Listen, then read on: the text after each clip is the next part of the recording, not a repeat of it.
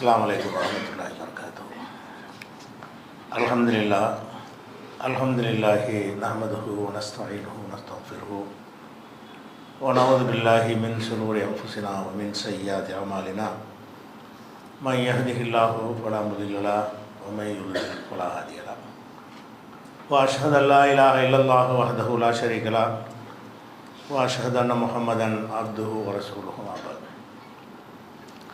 கண்ணியத்திற்குரிய எல்லாம் அல்ல அல்லாஹு ஜல்ல ஷானஹு தஆலாவின் நல்லடியார்களே, நபிகள் நாயகம் ஸல்லல்லாஹு அலைஹி வஸல்லம் அவர்கள் எந்த மக்களை முதலில் சந்தித்தார்களோ அந்த மக்கள் அல்லாஹ்வை நம்பியவர்களாக இருந்தார்கள், அல்லாஹ்வை ஏற்றுக்கொண்டவர்களாக இருந்தார்கள்.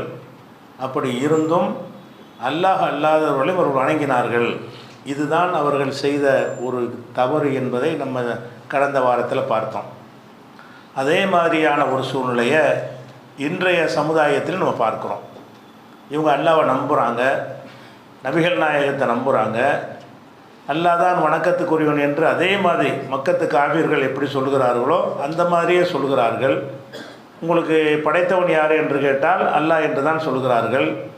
ரிசுக்கு தர்றவன் யார் என்று கேட்டால் அல்லாஹ் என்று தான் சொல்கிறார்கள். இவ்வளவும் சொல்லிக்கொண்டு சில தேவைகளுக்காக என்ன செய்கிறாங்க என்று கேட்டால் இறந்தவர்களை தர்காக்களில் அடக்கமாக இருப்பவர்களை போய் அழைக்கிறார்கள், அழைக்கிறார்கள், இருந்த இடத்துல இருந்தும் அழைக்கிறார்கள். அப்போ அல்லாஹ் தானே படைச்சிருக்கிறான், அவன் போதும் தானே உங்களுக்கு, ஏன் அல்லாதவர்களை அழைக்கிறீர்கள் என்று கேட்டால் அதுக்கு உரிய அவங்களுடைய ஒரே பதில் என்னவென்றால் அவங்க அல்லாஹ்வுடைய நல்லடியார்கள், அல்லாஹ்வுடைய விருப்பத்தை பெற்றவர்கள், அல்லாஹ்வுடைய நேசத்தை பெற்றவர்கள். அவர்களை நாங்கள் அணுகினால் அவர்கள் மூலமாக அல்லாஹ்விடத்தில் எங்களுக்கு ஒரு நெருக்கம் கிடைக்கும். அல்லாஹ்விடத்தில் அவர்கள் மக்கா காபிர்கள் சொன்ன மாதிரியே அல்லாஹ்விடத்தில் எங்களுக்கு வாங்கி தருவார்கள், நெருக்கமாக்கி வைப்பார்கள் என்பதைத்தான் இவங்களும் பதிலாக சொல்கிறாங்க. மக்கா காபிர்கள் எந்த பதிலை சொன்னானோ அதே பதிலைத்தான் இவங்களும் சொல்கிறார்கள். இப்படி அல்லாஹ் தான் படைத்தவன் என்பதை இவங்க மறுக்கவே இல்லை. ரிசுக்கு தரது யார் என்று கேட்டால் அல்லாஹ்னு சொல்லிக்கிடுவாங்க. அதே நேரத்தில் சில தேவைகளை நாங்கள் பெரியார்கள்ட்ட கேட்டோம் என்று சொன்னால் அவங்க சுயமாக தரமாட்டாங்க, அல்லாட்ட வாங்கி தருவாங்க. அல்லாட்ட வாங்கி தருவாங்கன்னு நினைக்கிறது ஒரு பெரிய தப்பா? அப்படி தான் அவன் நினச்சான், மக்கா காபிர் அப்படி தான் நினச்சான். அதைத்தான் பெரிய தப்புன்னு எல்லாம் சொல்லி இருக்கிறான். ஆனாலும் இப்படி ஒரு வாதத்தை வைக்கிறார்கள். அப்போ இந்த வாதத்துக்கு அடிப்படையான காரணம் என்னவென்று சொன்னால் சில மனிதர்களை அவர்கள் பார்க்கிறார்கள், அல்லது சில மனிதர்களுடைய வரலாறுகளை கதைகளை படிக்கிறார்கள். அப்படி படிக்கும் பொழுது அந்த மனிதர்கள் பெரியார்கள், மகான்கள் அப்படி இருந்தார்கள் இப்படி இருந்தார்கள் என்று சொல்லி அவர்களை பற்றி சில மிகைப்படுத்தப்பட்ட செய்திகளை கேள்விப்படுகிறார்கள். கேள்விப்பட்ட உடனே அவங்க ஒரு மகான் என்று இவங்களாக முடிவு செய்து கொண்டு நம்மையே அவங்கள போய் அழைக்கக்கூடாது, அவங்க மகான் தானே, அப்படி தானே அவங்கள பற்றின செய்திகள்லாம் சொல்லப்படுது என்று நம்புகிறார்கள். அப்போ இந்த அடிப்படை முதல் விஷயம், ஒருத்தரை மகான் என்று நம்ம தீர்மானிக்க முடியுமா? அது முடிவாயிடுச்சின்னு சொன்னால் இந்த பிரச்சனை சால்வ் ஆயிரும். மகான்களுக்கு அந்த சக்தி இருக்குதா என்பது ரெண்டாவது விஷயம். அவங்க அற்புதத்தின் மூலமாக அதை நிகழ்த்துவார்களா என்பது மூணாவது விஷயம். ஃபஸ்ட்டு என்னன்னு கேட்டால் ஒரு ஆள் இவர் அவுலியா, இவர் மகான், இவர் இறை நேசர், இவர் இறைவனை நேசித்தார் என்றோ அல்லது இவரை இறைவன் நேசித்தான் என்றோ சொல்வதாக இருந்தால் அப்படி சொல்ல மார்க்கத்தில் அனுமதி இருக்கிறதா? ஒருவரை நல்லவர் என்று முடிவு செய்ய நமக்கு அதிகாரம் இருக்கிறதா? இந்த விஷயத்தில் நமக்கு தெளிவு வேண்டும். முதலாவது விஷயம் என்னன்னு கேட்டால் ஒருவரை நல்லவர் என்று முடிவெடுப்பது ரெண்டு வகையில் இருக்குது. நல்லவர் என்று முடிவெடுப்பது நம்ம சம்பந்தப்பட்ட விஷயத்திற்கு நல்லவர் என்று முடிவெடுப்பது, மறுமை சம்பந்தப்பட்ட விஷயத்திற்கு நல்லவர் என்று முடிவெடுப்பது, ரெண்டு வகையான விஷயம் இருக்கிறது. ஒருவரை நல்லவர் என்று நம்ம நினைக்கிறோம் என்றால் அதுக்கு என்ன அர்த்தம்? நம்ம வெளிப்படையான செயல்களை பார்க்குறோம், அவர் பொய் சொல்கிற மாதிரி நமக்கு தெரியலை, யாரை ஏமாத்தின மாதிரி எந்த ஒரு தகவலும் இல்லை, இருந்த இடத்துலலாம் நேர்மையாக நடந்திருக்கிறாரு அப்படின்னு கேள்விப்பட்டால் இவர் நல்லவர், இவர் நாணயமானவர், இவர் ஒழுக்கமானவர் என்று முடிவு செய்கிறோம். இதுக்கு என்ன அர்த்தம்னு கேட்டால் நாங்கள் அறிந்த வகையில் வெளிப்படையான செயல்களை வைத்து இப்படி முடிவெடுக்கிறோம்னு அர்த்தமே தவிர இப்படி நாம் நல்லவர் என்று ஒருத்தரை முடிவெடுத்த காரணத்தினால் அல்லாஹ்விடத்தில் நல்லவராக இருப்பாரா? அந்த விஷயந்தான் முக்கியமாக கவனிக்க வேண்டிய விஷயம். நம்ம முடிவு எடுக்கிறதுக்கு அனுமதி இருக்கிறது மார்க்கத்திலேயே. நீங்கள் கல்யாணம் பண்ணுறதை பற்றி ரசூலுல்லாஹ் சொல்கிறாங்க, துன்கஹுல் மர்அத்துல் அர்பஈன், 4 விஷயங்களுக்காக ஒரு பெண்ணை திருமணம் செய்கிறார்கள். லி மாலிகா, அவருடைய செல்வத்திற்காக, ஒளி ஜமாலிகா, அவருடைய அழகுக்காக வேண்டி, ஒளி நசபிகா, அவருடைய பாரம்பரியத்திற்காக வேண்டி, ஒளி தீனிகா, அவருடைய தீனுக்காக மார்க்கப்பட்டிற்காக கல்யாணம் செய்கிறாங்க. நீ தீன் உடையவளை திருமணம் செய்து வெற்றி பெற்றுக்கொள் அப்படின்னு ரசூல் ஸல்லல்லாஹு அலைஹி வஸல்லம் சொன்னாங்க. இது புகாரில் 5090வது ஹதீஸில் இருக்கிறது. அப்போ ஒரு பெண்ணை தேர்ந்தெடுக்கும் பொழுது இது தீனுடைய பெண்ணுன்னு தேர்ந்தெடுக்கலாம் என்றால் நம்ம முடிவெடுக்கலாம்னு தான் அர்த்தம். அது நல்ல பெண்ணு, ஒழுக்கமான பெண்ணு என்று நம்மளாக முடிவெடுக்கலாம். ஆனால் இதுக்கு என்ன அர்த்தம் கிடையாது. நம்ம தீனுடையவள் என்று தேர்ந்தெடுத்த காரணத்தினால் இவர் அல்லாவிடத்திலையும் தீனுடையவளாக இருப்பாள் என்று அர்த்தம் கிடையாது. அவங்க நடிச்சு இருக்கலாம், அவங்க அந்த தீனில் நம்பிக்கை இல்லாமல் பொய் சொல்லியிருக்கலாம், அல்லது அவங்களுடைய குறைகள் உங்களுக்கு தெரியாமல் இருக்கலாம். நிறைகளை மட்டும் நீங்கள் கேள்விப்பட்டிருப்பீங்க. அதை வச்சு தான் முடிவெடுக்க முடியும். மனுஷனுக்கு அப்படித்தான் நல்லா கொடுத்துருக்குறான். உள்ளத்தில் நுழைஞ்சு பார்த்து முடிவெடுக்கிற அதிகாரத்தை, சக்தியை, ஆற்றலை எல்லாம் தரலை. அப்போ நம்ம கேட்குவோம், எப்படி நல்லா 5 தொழுவாங்க, அவங்க நல்லா நோம்புலாம் வைப்பாங்க, வீண் வேலையெல்லாம் செய்ய மாட்டாங்கன்னு 4 இடத்துல கேட்கும்போது சொல்லுவாங்க. அப்போ தீனுடைய பெண்ணு என்று முடிவெடுக்கிறோம். அப்போ நல்லவர்கள் என்று, மோமின்கள் என்று, சாலிகானவர்கள் என்று, நேர்மையானவர்கள் முடிவெடுக்கலாமா என்றால் அது முடிவெடுக்கலாம். எதுக்கு முடிவெடுக்கலாம்? உங்கள் சம்பந்தப்பட்ட விஷயத்துக்கு முடிவெடுக்கலாம். அல்லாவிடத்திலும் ஒரு நல்லவர் என்று முடிவாகாது. நீங்களே அந்த நல்லவர் முடிவெடுத்தது உங்கள் வாழ்நாளிலே கூட அவர் ஏமாத்திட்டு போய் கெட்டவர் ஆக்கிடுவார். மறுமைன்னு தெரிகிறது ஒரு விஷயம். யார் நல்லவர் நீங்கள் நம்பி ஒரு பொண்ணு கொடுத்தீங்களோ அவன் சரியில்லைன்னு விவாகரத்துக்கு முயற்சி பண்ணக்கூடிய நிலைமையும் உலகத்தில் ஏற்படுகிறது. அப்போ நல்லவன் நினச்சி தப்பு, நம்ம தப்பாக நினச்சிருக்கிறோம். அந்த நேரத்தில் நம்புகிற வகையில் அவர்கள் நடித்திருக்கிறார்கள், அல்லது அவரை பற்றிய குறைபாடு நமக்கு சேரலை அப்படின்னு நினைத்து வாழ்நாளே நம்ம என்ன செய்கிறோம்? ஒருத்தர் நாணயமானவன் நம்புகிறோம், கொஞ்ச நாள் கழிச்சு அவன் சரியில்லைங்கிறோம். யாரை நாணயமானவன் நினைக்கிறோமோ அவனே என்ன செய்கிறோம்? சரியில்லைங்கிறோம். அப்போ உலகத்தில் நம்ம எடுக்கிற முடிவு என்பது உலகத்திலே பிழை என்று தெரிய வந்துற நிலைமை இருக்கிறது. உலகத்திலே தெரியாமல் நல்லவன் என்ற நம்பி காலமெல்லாம் முடிஞ்சு போச்சுன்னு வைங்க. அப்புறம் ஆகரத்தில் போய் நின்றா அவன் நல்லவனே கிடையாதுன்னு வரும். யாரை நல்லவன் நீங்கள் நினச்சிங்களோ அவன் அல்லாவிடத்தில் நல்லவனாக இருக்க மாட்டான். அந்த மாதிரி நிலையும் வரும். அப்போ மறுமையில் அல்லாவிடத்தில் நல்லவர் என்கிற ஒரு முடிவை நீங்கள் எடுக்க முடியாது, நாங்கள் எடுக்க முடியாது, யார் எடுக்க முடியாது. உங்கள் சம்பந்தப்பட்ட விஷயம், கொடுக்கல் வாங்கல், கல்யாணம், காட்சி, கர்மாதி, இந்த மாதிரி விஷயத்துக்கு நீங்கள் யாரை பற்றி வேண்டாலும் என்ன செய்யலாம்? விசாரித்து நல்லவரின் முடிவெடுக்கலாம். அப்படி தானே மார்க்கத்தில் சொல்லப்படுது. அல்லாஹ் குர்ஆனில் சொல்லி காட்டினா 2:221 வசனத்தில், நீங்கள் திருமணம் செய்கிறதா இருந்தால் முஷ்ரிக்கானவங்களை கல்யாணம் பண்ணாதீங்க, மூமினானவங்கள கல்யாணம் பண்ணுங்க. எல்லாம் என்ன செய்கிறான்? நீங்கள் கல்யாணம் பண்ணுறதா இருந்தால் மூமினான பெண்ணை தான் கல்யாணம் பண்ணணும். லா துன்கிஹுல் முஷ்ரிகாத்தி ஹத்தா யூமின்ன, முஷ்ரிக்கான பெண்கள் ஈமான் கொள்கிற வரைக்கும் நீங்கள் நம்பிக்கை கல்யாணம் பண்ணாதீங்க. ஒரு அமத்தும் மூமினத்தும், மூமினான ஒரு அடிமை, ஹைரும் முஷ்ரிக்கத்தின், இணை கற்பிக்கிற பெண்ணை விட சிறந்தவள் அப்படின்னு நல்லா சொல்கிறான். அப்போ மூமினான அடிமைன்னு எப்படி கண்டுபிடிக்கிறது? ஈமான்கிறது உள்ள சம்மந்தப்பட்ட விஷயம். ஈமான் அந்த நம்பிக்கை இருக்குதா இல்லையா என்று அல்லாஹ்க்கு மட்டும் தெரிஞ்ச விஷயம். ஆனால் நாமளும் என்ன செய்யலாம்னு கேட்டால் ஒருத்தர் மூமின் என்று சொல்லலாம். எந்த அர்த்தத்தில் சொல்லலாம்? வெளிப்படையான செயல்களை வைத்து தொழுகிறாரு, நான் மூமின் முதல் சொல்லிக் கொள்கிறாரு, லா இலாஹ இல்லல்லாஹ் முஹம்மது ரசூலுல்லாஹ் என்பதை ஒப்புக்கொள்கிறாரு. அதன்படி தன்னை நான் முஸ்லீமாகத்தான் இருக்கிறேன், ஆகிரத்தை நம்புகிறேன், சொர்க்கத்தை நம்புகிறேன், நரகத்தை நம்புகிறேன் என்று அவர் சொல்லுகிறார். மூமின். எதை வச்சு மூமின்கிறோம்? அவர் வெளிப்படையாக அப்படி சொல்கிறார், வெளிப்படையாக அவர் நடந்து கொள்கிறார், அதை வச்சு மூமின்னு சொல்கிறோம்.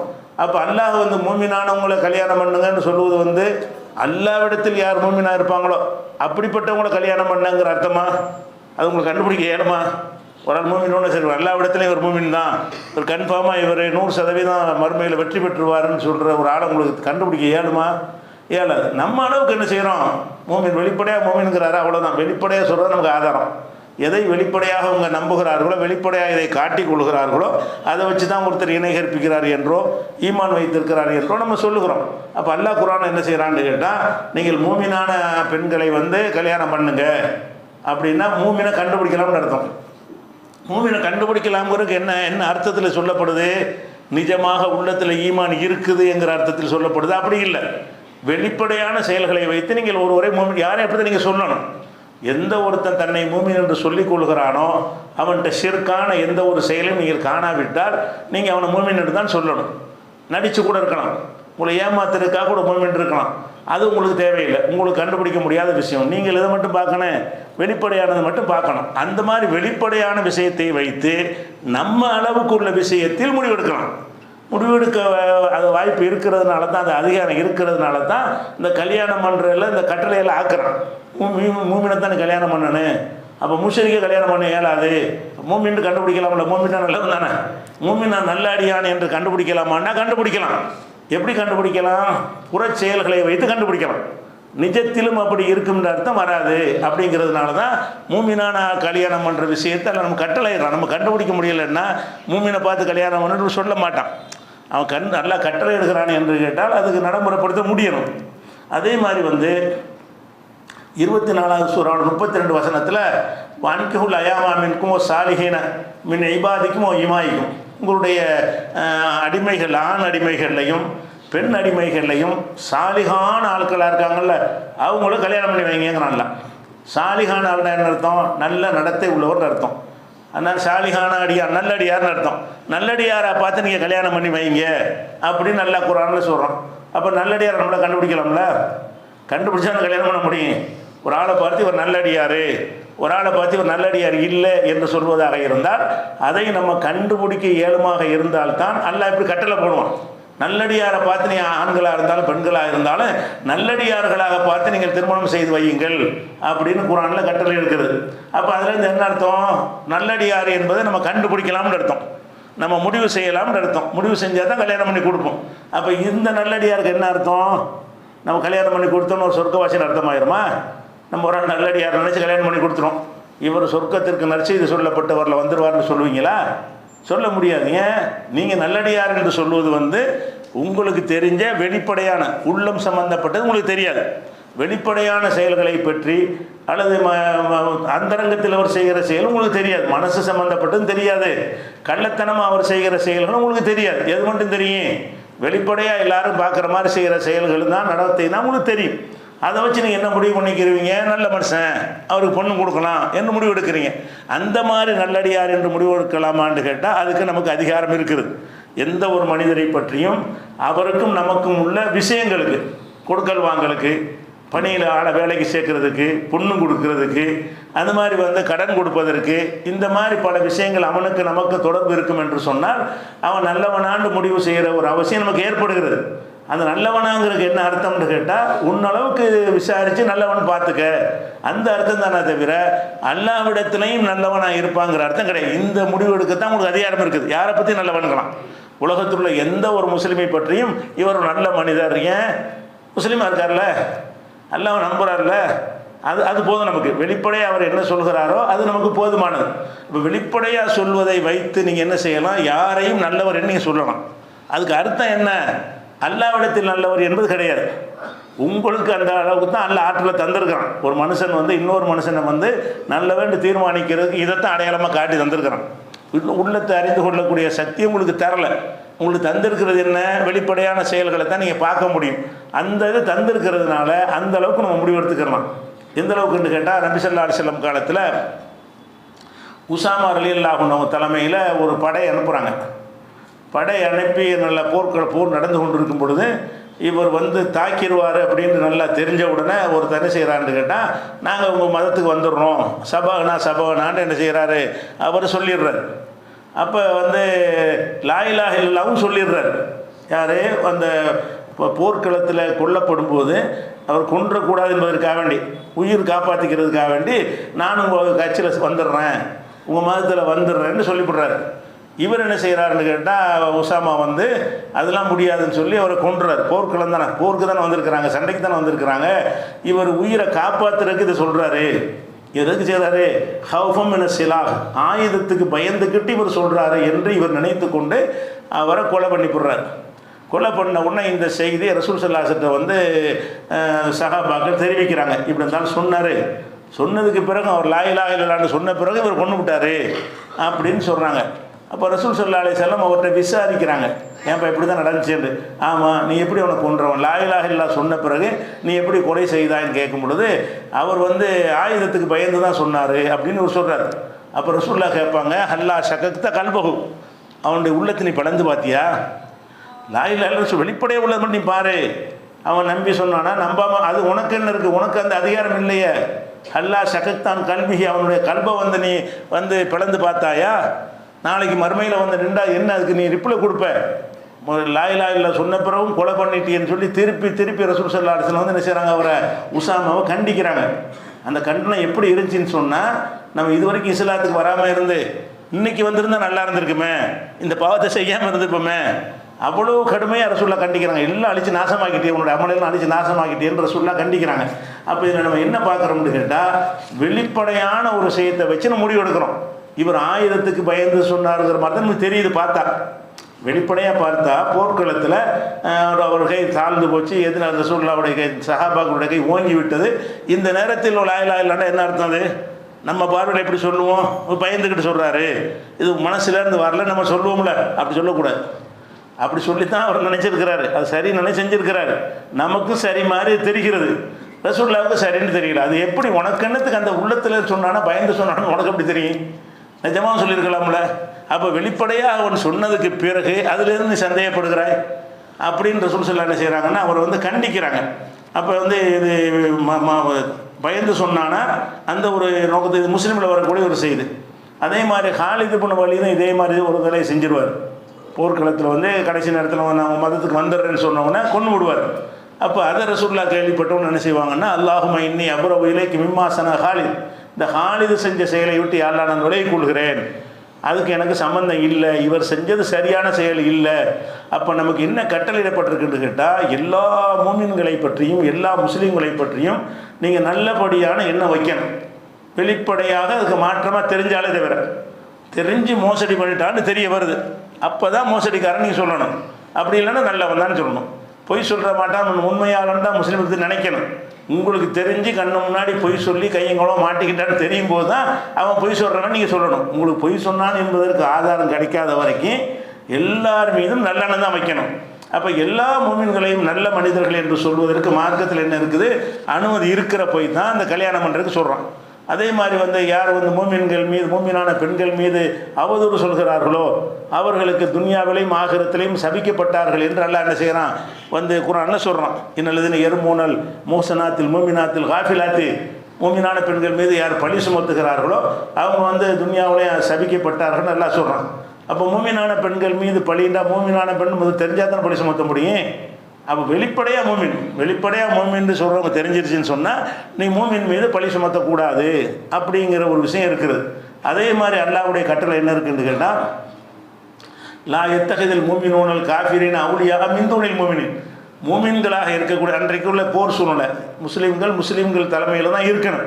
நீங்கள் உங்களை கொள்வதற்கு அழிப்பதற்கு திட்டம் போட்டிருக்கிற எதிரிகளை கொண்டு போய் தலைவராக ஏற்றுக்கொண்டு அவங்களுக்கு பின்னாடி நீங்கள் போயிடக்கூடாதுன்னு நல்லா கட்டளையிடுறான். அந்த வசனம் என்ன வருதுன்னு கேட்டால், எத்தகதில் மூமினூனல் காஃபிரின் அவுலியா மின் தூனில் மூமினின், மூமின்களை விட்டுவிட்டு காஃபிர்களை மூமின்கள் தலைவர்களை ஆக்கி கொள்ளாதீர்கள். மூமினாக இருக்கக்கூடியவர்கள் காஃபிரை தலைவராக ஆக்கி கொள்ளாதீர்கள், மூமின்களை விட்டுறாதீங்க அப்படின்னு நல்லா சொல்கிறான். அப்போ மூமினை தலைவராக்குறதுனா மூமினை அறிய முடிஞ்சால் தானே ஆக்க முடியும். ஒருத்தர் மூமினா இல்லைன்னு நம்ம தெரியலைன்னு சொன்னால் எப்படி அவரை தலைவர் ஆக்குறது? நம்ம அறிய முடியும்னு என்ன அர்த்தம்? அதுக்கு வெளிப்படையான செயல்களை வச்சு அறிய முடியும், அதாவது ஊகம் பண்ண முடியும், ஒரு கருத்து கொள்ள முடியுமே தவிர 100% அவர் அப்படித்தான் இருப்பான் என்று என்ன செய்ய முடியாது, சொல்ல முடியாது.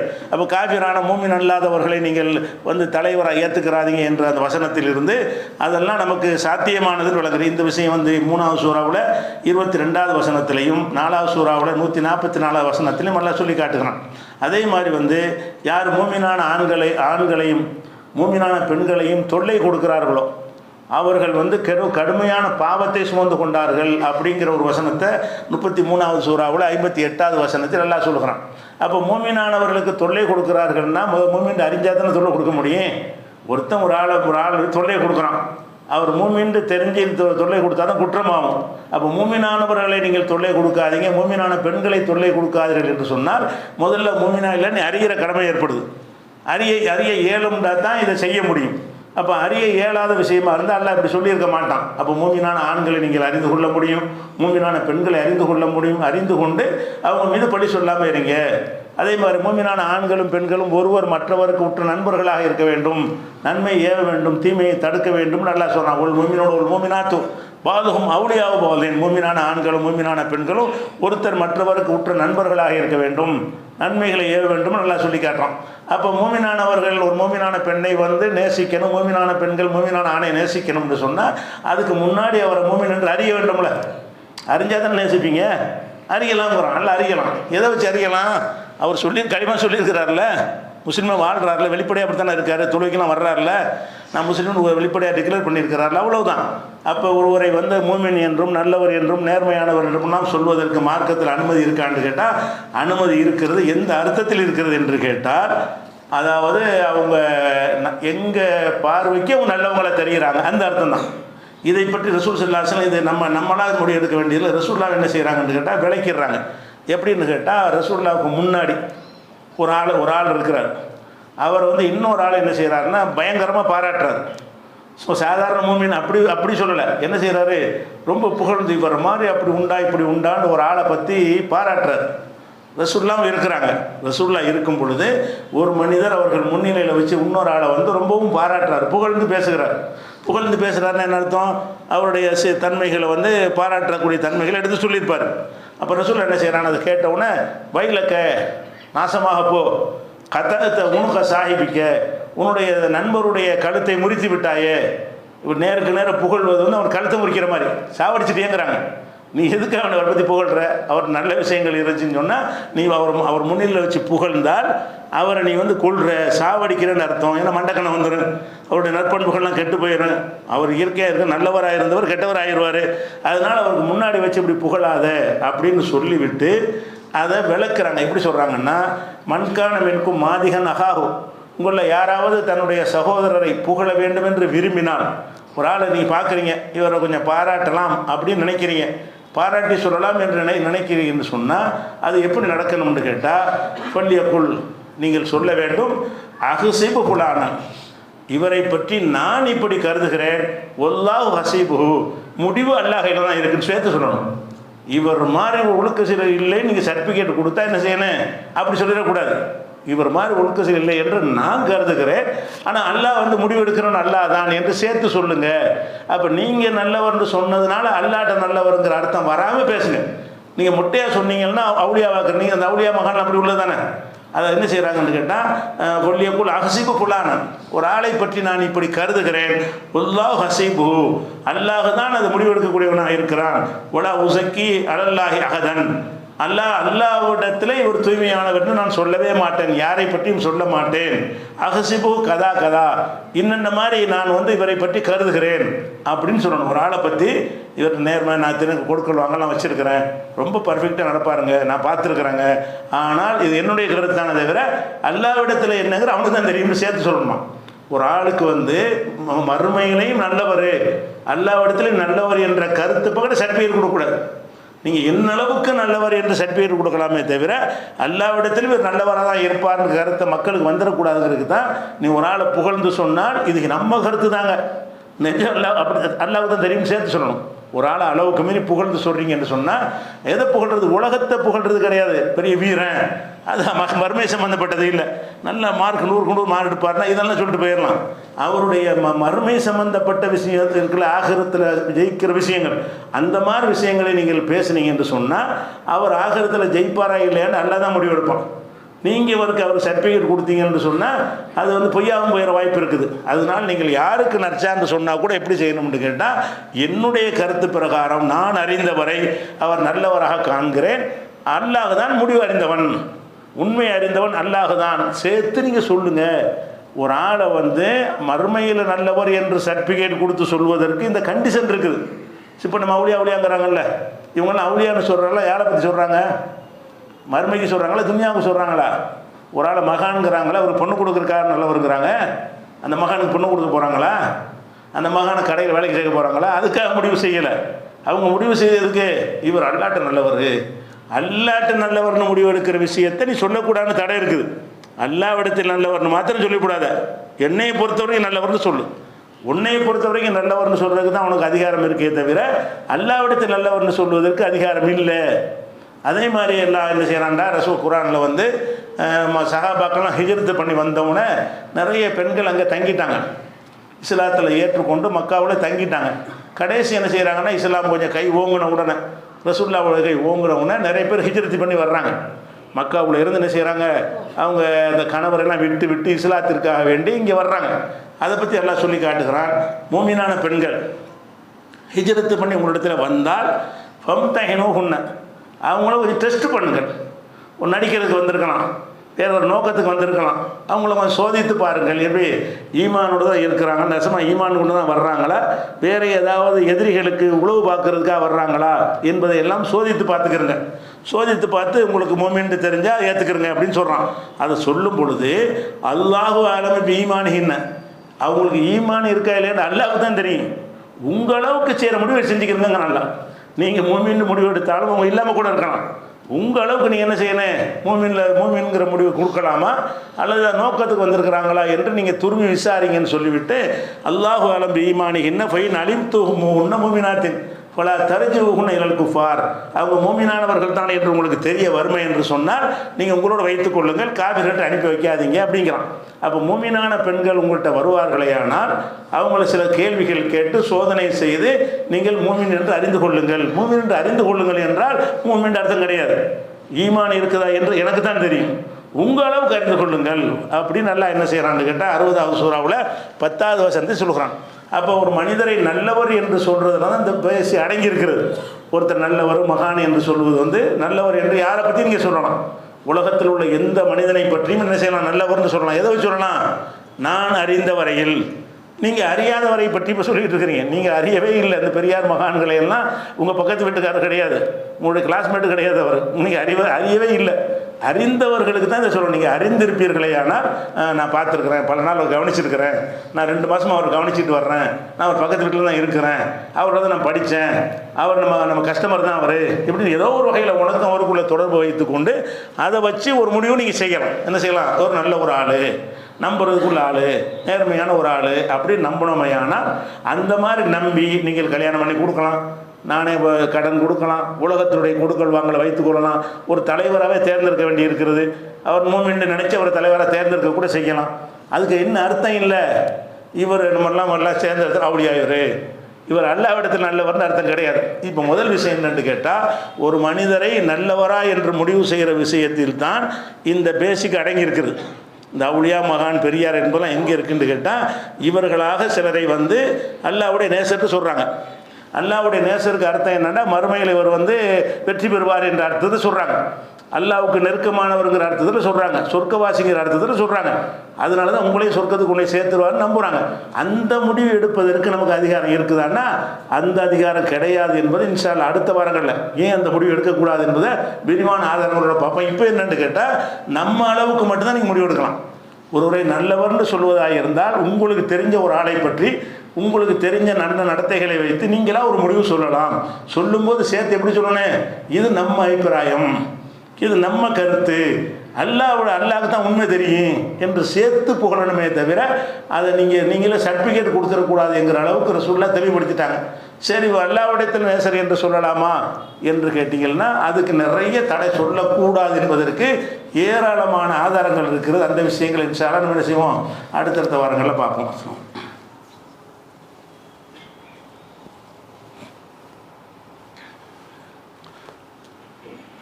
அன்பிற்குரிய சகோதரர்களே,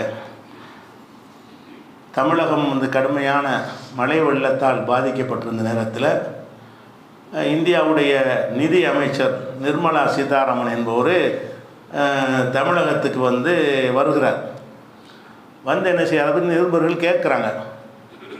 அப்போ இந்த நிதி பணத்தை கொடுத்துருக்குறாங்களே, நீங்கள் என்ன செய்ய போறீங்கன்னு கேட்கும் பொழுது 6000 ரூபா கொடுக்குறாங்கல்ல, அதை பற்றி கேட்குறாங்க. அதுக்கு இந்த அம்மா என்ன சொல்லுதுன்னு கேட்டால், 6000 ரூபா கொடுக்கட்டும், அவங்க கொடுத்துட்டு போகிறாங்க, அதை பேங்க் வழியாக கொடுக்க வேண்டியது தானே, நேரடியாக கொடுக்கணும். என்ன கேட்குறாங்க, அந்த ரூபாயை நேரடியாக கொடுக்க வேண்டியது, நேரடியாக கொடுக்காம வங்கியில் எல்லாத்துக்கும் மோடி வங்கி உண்டாக்கி தந்திருக்காருல, வங்கி கணக்கு தந்திருக்காருல, அந்த வங்கியில் கணக்கில் போட வேண்டியது தானே அப்படின்னு ஒரு வாதத்தை சொல்கிறாங்க. அப்போ இது என்ன அர்த்தம்னு கேட்டால், ஒரு நேரடியாக கொடுக்குறது இப்படி மூக்க தொடுற மாதிரி, இப்படி தொடுற மாதிரி, வங்கிக்கு போய் வர்றது இப்படி தொடுற மாதிரி. வங்கிக்கு போய் முதல்ல வங்கியில் கொடுக்கணுமா, அப்புறம் வங்கியில் போய் காத்துக்கு நிற்கணுமா, அவன் நிறைய ரூல்ஸ் எல்லாம் சொல்லுவானா, அதுக்கெல்லாம் பிறகு இந்த ரூபாயை வாங்குறது எப்படி, பாதிக்கப்பட்டவங்க உடனே கையில் ரூபா கொடுக்குறது எப்படி. அப்போ இவங்க நல்ல முறையில் ரூபாயை கொடுக்குறது என்பது சிறந்ததா அல்லது வங்கியில் செலுத்துறது சிறந்ததான்னு கேட்டால் நீங்கள் அந்த மக்களுக்கு கொடுத்துருங்கன்னு தான் சொல்லணும். ஏன் வங்கியில் கொடுக்காமல் இருக்கிறாங்கன்னு கேட்டால், அதிகமான வங்கிகள் என்ன செய்கிறான்னு கேட்டால் மினிமம் பேலன்ஸுங்கிற ஒரு அக்கௌண்ட் ஒன்று வச்சுருக்குறாங்க. இவ்வளோ இருப்பு உங்களுடைய பணம் எங்கள்கிட்ட இருக்கணும், அந்த அளவோட குறைச்சின்னு சொன்னால் அதுக்கு ஃபைன் போடுவோம் அதாவது உங்களுடைய கணக்கில் ஒரு 1000 ரூபா இருந்துக்கிட்டே இருக்கணும். 900 ரூபா ஆயிடுச்சுன்னு சொன்னால் அதுக்கு இப்போ ஃபைன் போட்டுகிட்டே வருவான். ஃபைன் போட்டு வந்து அது 1000 2000 ஆயிரும். இவன் 6000 ரூபா போட்டோன்னே 2000 பிடிச்சிக்கிடுவான். இங்கே 6000 ரூபா போட்டு என்ன செய்யணும், அந்த பணத்தை எடுத்துக்கிடுவான். எப்போவாது ஏதாவது ஒரு வகையில் உங்கள் அக்கௌண்ட்டில் பணம் வந்துச்சுன்னு சொன்னால் அந்த மினிமம் பேலன்ஸுக்காக அதை நான் பிடிச்சிக்கிட்டோன்னு சொல்லுவான். அந்த மாதிரி களவாண்டு சம்பாதிச்ச தொகை எக்கச்சக்கமாக பல கோடி கணக்கில் மக்களுடைய பணத்தை வந்து வங்கிகள் வந்து சுருட்டி இருக்கிறது. இது நடந்திருக்குன்னு மக்கள்லாம் கொந்தளிச்சிக்கிட்டு இருக்கும்போது இவங்க என்ன செய்கிறாங்கன்னு கேட்டால் அதை வங்கியில் கொண்டே கொடுக்க வேண்டியதுக்கு சுருட்டுருக்கு. வங்கியில் கொடுத்தா ஒருத்தங்க நேரடியாக உடனே கிடைக்குமா, அல்லது வந்து நேரடியாக கையில் கொடுத்தா கிடைக்குமா? நேரடியாக கையில் கொடுத்து அப்போவே காசு வேணுங்கிறத செஞ்சுட்டு போயிடுவான். வங்கியில் போனால் அது நிறைய ப்ரொசீஜர்லாம் இருக்குது, அதெல்லாம் வச்சு பார்க்கணும். அப்போ இப்படின்னு ஒரு வார்த்தையை சொல்லிடுறாங்களா, சரி அப்போ நான் ஒரு சிஸ்டமாக இருக்கணும். வங்கியில் போடுறது ஒரு சிஸ்டம், நம்ம சிஸ்டத்துக்கு நிற்கிறோம்னு நினச்சிக்கிறோம். அடுத்த நாள் வந்து தூத்துக்குடிக்கு போகிறாங்க. அங்கே வந்து வரும்போது என்ன செய்கிறான்னா கோயிலில் போய் பார்த்துட்டு, கோயிலில் எல்லோரும் காணிக்கை போடுவாங்கள்ல, அதை பற்றி என்ன சொல்கிறாங்க அந்த அம்மா, கோயில் காணிக்கை வந்து உண்டியலில் போட்டுறாதிய, அந்த பூசாரி கொடுங்க. கோயிலில் காணிக்கை போடுவாங்கள்ல, அந்த காணிக்கையில் பூசாரி இருப்பான்ல அவன் கையில் கொடுங்க, அவனுக்கு உதவும். அது உண்டியலில் போட்டிங்கன்னா என்ன ஆயிரும், அது அரசாங்கத்துக்கு போயிடும். அதான் அர்த்தம், அறநிலைத்துறைக்கு போயிடும். அதில் போட எது 2க்கு 2 நிலைப்பாடு பாருங்கள். இது வங்கியில் இருக்கிறது தான் சிஸ்டத்துக்கு உள்ளதுன்னு சொல்லி சிஸ்டத்துக்காக தான் வங்கியை சொல்கிறாங்க. ஆனால் இது வந்து உண்டியலில் போடுறது தான் சிஸ்டம். இந்த உண்டியலுங்கிறத ஏற்பாடு பண்ணி இருக்கிறது யார், அரசாங்கம் தானே. அறநிலைத்துறைன்னு உண்டாக்கி இருக்கிறது யார், அரசாங்கம் தானே. அந்த உண்டியலில் ஏன் போட சொல்லி கொண்டு வந்திருக்கிறாங்கன்னு கேட்டால், அந்த பக்தருடைய காணிக்கை வந்து பூஜை செய்கிறவனுக்கு மட்டும் உரியது கிடையாது. அதில் எவ்வளோ செலவு இருக்குது. அந்த கோயிலை பராமரிப்பதற்கு கரண்ட் பில் கட்டணும், பராமரிப்பு செய்யணும், வரக்கூடிய பக்தர் வசதி செஞ்சு கொடுக்கணும், அதெல்லாம் அந்த காணிக்கையில் தான் செய்யணும். அதுக்கெல்லாம் உதவமாக இருந்தால் உண்டியலில் போடுவது தான் அது சிறந்தது என்கிற அடிப்படையில் ஒரு அரசாங்கம் முடிவு செஞ்சு தான் இந்த ஒரு ஏற்பாடை செஞ்சுருக்கிறாங்க. அரசாங்கத்தில் கொடுக்காது இவன் ஐயத்தை கொடுங்க. இந்த அம்மா எப்படி அந்த உண்டியல் நீங்கள் கோயிலுக்குன்னு ஒரு காணிக்கை கொடுக்க வந்தீங்கன்னு சொன்னால், காணிக்கை உண்டியலில் போட்டால் கவர்மெண்ட் எடுத்துக்கிறோமா, அதே நேரத்தில் அந்த பூசாரிகிட்ட கொடுத்தா அவருக்கு நேரடியாக போய் சேர்ந்துருமா. பூசாரிக்கு மட்டுமா அந்த நிதியை கொடுக்குறாங்க. சரி, அதை விட ஒரு அமைச்சர் இதை பேசலாமா? நீ அந்த அமைச்சர் சிஸ்டத்துக்கு தானே சப்போர்ட்டாக இருக்கணும். ஒரு அமைச்சர் என்ன செய்யணும்னா பேங்கில் போடுங்கிற எதுக்கு சொல்கிற, அதான் சிஸ்டம். சிஸ்டத்தை உண்டாகி சிஸ்டத்துக்கு கட்டு பண்ணுங்கிறீங்கள. இதுலையாச்சும் பேங்கில் போட்டாலும் சரி, இவன்கிட்ட கொடுத்தாலும் சரி, இவனுக்கு தான் வரப்போகுது. நீ பேங்கில் கொண்டே போட்டாலும் இந்த 6000 எல்லாமே இவனுக்கு தான் சேர்ந்தது. ஆனால் கோயிலில் உள்ளது அப்படியா? கோயிலில் உண்டியலில் போட்டான்னு சொன்னால் அந்த குருக்களுக்கு சின்ன அளவு கொடுப்பாங்க, பங்கு வச்சு கொடுக்கும்போது.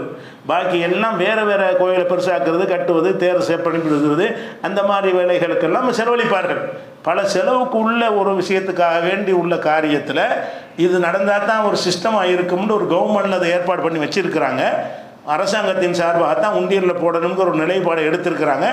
அரசாங்கத்தை இதை கட்டுப்படாதுங்க அந்த அம்மா ஐயற்ற கொண்டே கொடுங்குது. அப்போ என்னன்னு கேட்டால் ஒரு புத்தி இல்லாத ஆளுக்கு மாதிரி தெரியுது. ஒரு தூர நோக்கு இல்லாமல் ஒரு நம்ம சிஸ்டத்துலேருந்து சிஸ்டத்துக்காக அந்த பேங்கை பேசுகிறது எதுக்கு? அதுக்குன்னு ஒரு சிஸ்டம் இருக்கிற கொடுக்குறதுக்கு ஒரு முறை வச்சுருக்கோம்ல, பேங்குற முறையாக தானே கொடுக்கணும்னு சிஸ்டம் பேசுறிய. இந்த சிஸ்டத்தை மாற்றுறதுனால யாருக்கும் பாதிப்பு வராது. பேங்கில் கொடுத்தாலும் அவனுக்கு தான் 6000 ரூபா வரப்போகுது, நேரடியாக கொடுத்தாலும் அவனுக்கு தான் வரப்போகுது. இந்த சிஸ்டத்தை மாற்றினா அந்த கோயிலை நிர்வகிக்க முடியாத நிலைமை ஏற்பட்டு போயிடும். வர்றவன்னா ஐயத்தை கொடுத்துட்டு போயிட்டான்னு வைங்க, உண்டியல் காலியாக இருந்துச்சுன்னு வைங்க, அவங்க அந்த நிர்வாகத்தை செய்ய இயலுமா? அப்போ இதில் சிஸ்டத்தை மீறினா அந்த மதத்துக்கு கேடு வருது, அந்த மதத்தினுடைய நிர்வாகத்துக்கு கேடு வருகிறது. இதில் சிஸ்டத்தை மீறினால் எந்த கேடு கிடையாது. நேரடியாக கொடுத்தாலும் அது அவனுக்கு தான் சேரப்போகுது, வங்கியில் உண்டை கொடுத்தாலும் அவனுக்கு தான் சேரப்போகுது. அப்போ அந்த விஷயத்தில் சிஸ்டத்துக்கு இவ்வளோ பிடிவாதம் பிடிச்ச இந்த அம்மா என்ன பண்ணுதுன்னு கேட்டால், அந்த கோயில் விஷயம் வந்த உடனே எல்லாத்தையும் ஐயத்தை கொடுங்க. பூஜை செய்வார்ல குருக்களுடைய தட்டில் போட்டுருங்க, எதில் போட்டுறாதீங்க, உண்டியலில் போடாதீங்கன்னு சொல்லி சிஸ்டத்துக்கு எதிராக பேசினா வேறு வேறு நாடுகள்லாம் நம்பிக்கையில் தீர்மானம் கொண்டு வந்துடுவாங்க.